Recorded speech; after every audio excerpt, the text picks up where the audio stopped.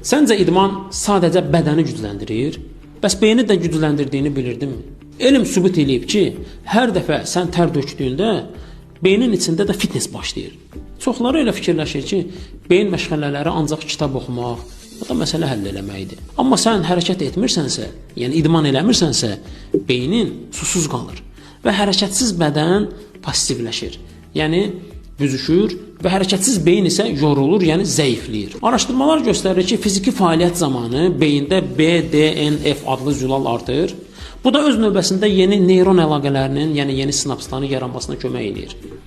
Gündə cəmi 30 dəqiqəlik hərəkət, xüsusən də gəzinti, yüngül qaçış və ya yüngül atletika beynin hipokamp adlanan yaddaş mərkəzini aktivləşdirir.